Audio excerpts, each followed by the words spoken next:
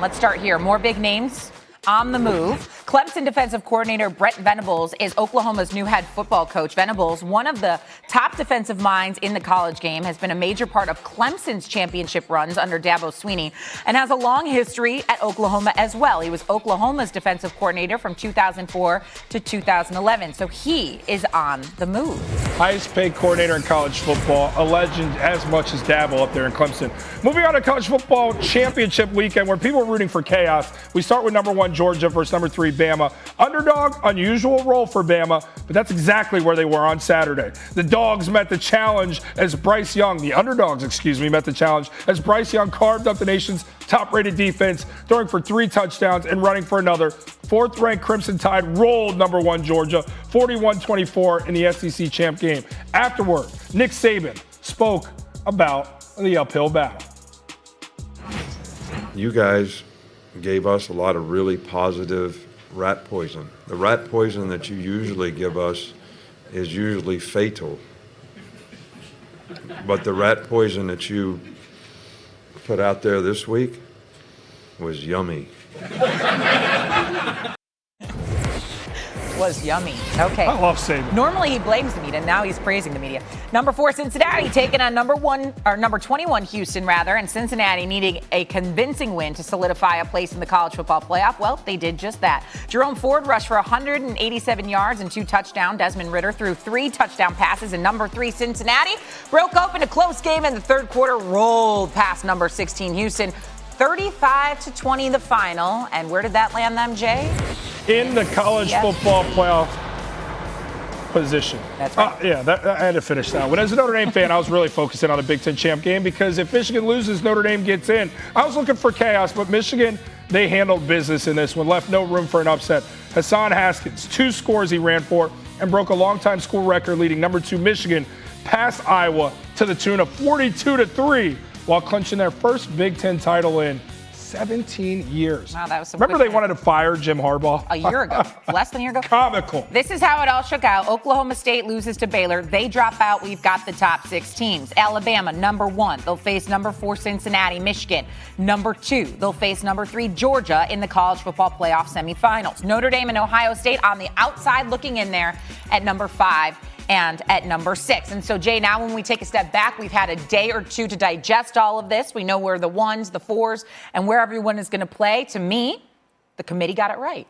There's no way they could get it wrong. And it's unfortunate to me because I wanted to lean into some of that chaos. Oklahoma State garners that 1 inch. They win as a Big 12 champ. The Cincinnati as a G5 get no respect again. Gary Barta and the committee was like this. Thank the heavens that it worked out the way it did because the 4 we knew by the time Saturday was over what it was going to be. And I love that it's this 4, to be honest. Of course I wanted my Irish in. But you've got something different. Of course you've got a mainstay in Bama. Georgia's been there a few times. But Michigan, it's always been Ohio State. Michigan got over the hump and knocked out Ohio State, and they did what they needed to do in a Big Ten championship. They earned their spot here. But can they do it against Georgia in a 2-3 matchup? That's intrigue. College basketball, March Madness, always intriguing because you have a Cinderella. Cincinnati's that Cinderella finally in the college football playoff here. And I think they've got a chance versus Alabama. They've got a secondary that is potentially first-round draft picks at both corner positions. Maybe they can be disruptive in this one. Maybe the ball bounces their way. I'm not counting out Cincinnati. I think both of these games could be better than we expect. And historically, the semifinal games have been some boo-boo. That's some boo-boo. We remember last year, right? Cincinnati faced Georgia in the postseason. They only lost by 3 points. So it's not like they have never seen an SEC team. Sure, new year, new roster. I'll take all of that. But you're right. Some new blood. It's kind of nice not to see Clemson or Ohio State or Oregon or these teams that we've become accustomed to. There's new blood in there with Michigan and Cincinnati. And finally, a group of 5. We welcome you, Cincinnati, and we welcome you with number 1 Alabama. Who are you going to see in the championship? Give it to me. Come on, Pinky. Oh, Pinky. I'm going to say it's going to be Alabama and Michigan.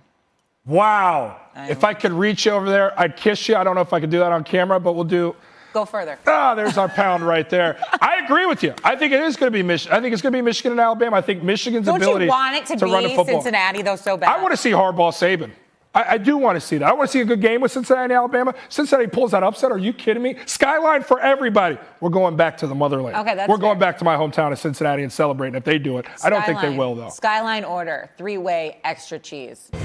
Movement in college football continues on. Miami in extensive discussions with Oregon's Mario Cristobal to make him the next Canes head football coach. But here's the rub. Manny Diaz is still the head coach for these Canes, out recruiting even for the school along with his assistants. Oregon assistants, they're also out recruiting as of Sunday, and they haven't been informed about Cristobal's decision. Whole lot of chaos, whole lot of messiness in this one. So let's bring in a guy who's pretty clean cut. Got a good look. Johnny Cash going on today. A little less sparkly than I was earlier. Yeah, you look very good, my man. Thank you. Jason Fitz joins me about this. What do you make of a pretty messy situation? There's a couple of things here. One, if Cristobal says no, Manny Diaz is in the unenviable position of having to figure out how to go back and win a locker room that now knows that the organization, the program, has no belief in him. I can't believe that. Number two, we continue to see this year, and you know this, that the process for coaches leaving is failed. I mean, there's a break here that college football needs to fix. There needs to be at some point a change to early recruiting so that they can set up a system where coaches can't move from one job to another until after we get through a national championship. Just put a freeze on all hiring. Let all this happen behind the scenes. Yeah, it'll be leaked, but at least we won't be sitting here flying through the wind, like trying to figure out what's going on. Yeah, Fitzy, Miami's in a unique spot because the dynastic teams that we saw through the 80s, the 90s, even the early 2000s, they won a lot. They had a lot of talent, and they did it with little money or effort being put into the program there. So they got rich and spoiled off of, well, if we can win without spending money, we're not going to spend any money. And for the last 15 years or so, they've been irrelevant. And now they're in a position where they've been spotlighted. It's been amplified, the issues there, and they say, okay, wait, now we're going to spend money. So now they're chasing Dan Radakovich, the Clemson AD, who's a builder, who could come back there to Miami, build this thing back up, but they're doing it backwards. It's big money people at Miami that don't understand how college athletics and the semantics work. So they've got Manny Diaz sitting there as a lame duck guy. They've got a bowl game coming. They're trying to recruit. They don't have their AD. And oh, by the way, they're trying to bring back a guy, Mario Cristobal. It's all backwards because Miami's not used to having to do this like other universities. And if you're going to spend money, if that's the new thing you want to get into is the money race, should have done it a couple of weeks ago when all of the names were on the table. Like, come with an offer. But you don't have an AD. They had to go get rid of Blake James as the AD. It's all backwards. I don't know how it's going to work. They better hope that Mario Cristobal says, I want to come home. Because if they don't, messy gets messier, my friend. You know what else is messy? Tattoos. They're great, They're great, but they're messy when you get them. It's Ink of the Week time. You know, we take a play and we memorialize it on my fake arms, and this is the play everybody's talking about. Sorry, Mr. Jackson, that end zone's not for real. McVay says, nope, you're not getting in. This is the play that changed the entire college football playoff. I still believe that if Oklahoma State wins this game, the committee would have tried to find a way to push them in. They did not do that with Baylor.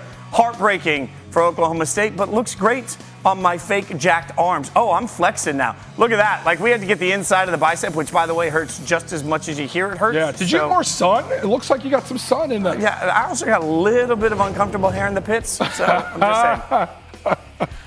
So as we're talking about Fitzy's Ink of the Week, let's also talk about what's inked now, which is the New Year's Six bowl games, and here they are. And there's one game in there I know my husband here, Fitz, is looking at, but also Pitt, Michigan State, Utah, Ohio State, and Baylor Ole Miss. And then we've got the Fiesta Bowl that features Oklahoma State and Notre Dame. And Jay, when you look at all of these matchups, I say the Notre Dame one, obviously, because he is an alum, but it just feels different, doesn't it? Like, New Year's Day is going to feel a little bit different when the Fighting Irish take the field against Oklahoma State. I think it's going to have a college football playoff type vibe and intrigue because, admit it, guys, Notre Dame feels kind of cool. It feels kind of cool. No, Notre Dame fans keep telling me this. You kind of want to root for him. No, you don't. Like, you Watching Marcus Freeman doesn't give you the feel goods at all. It gives me the feel goods. Sure, it gives you the feel goods, but it doesn't mean I need to root for him. You know what I'm rooting for? Join a dang conference. If y'all were in the ACC, you would have played for an ACC championship, which would have given you the extra tick you needed to get into the college football playoff. He's the only guy. He's an outlier that is hating on Notre Dame right now. Because here's the thing. Marcus Freeman, what's happened to those young men, how Brian Kelly abandoned that group, it kind of tarnished what Notre Dame is. Everything's perfect. We're all together. Brian Kelly's our guy. He consistently wins 10 games a year. We're always in the playoff. And then he abandoned ship, and it's like, you feel for these kids. This might affect their opportunity to get into the college football playoff. There was no chaos. It didn't matter. But how they were left stranded made Notre Dame vulnerable, a spot that they've never really been in. And then Marcus Freeman comes in here, a young black coach without head coaching experience, none, as a matter of fact. And I go, oh, Notre Dame relatable, taking a risk, doing something outside of the norm that Notre Dame likes to do, making it cool because of the charisma that Marcus Freeman brings and also the productivity, the recruits. I think Notre Dame's about to go on a run here, and I think not only Notre Dame alum, the Notre Dame fan base that we've always had, I think guys like Fitzy are going to come across and go, Notre Dame feels kind of cool watching the product on the field. They feel cool, but like go on a run? Yeah. I mean, they were just in the college football playoff last year. They were one spot away from it this year. In the postseason. Oh, that's the kind starting with, by the way, the kind of by the way, starting with 0-7 in BCS or New Year's Six bowl games since 1998. 0-7. An opportunity here is not going to be for a national championship, but to turn this thing in a direction where, yes, we win in the regular season, we're ready to win in the postseason as well. One can only hope. Thanks for watching ESPN on YouTube. For live streaming sports and premium content, subscribe to ESPN+.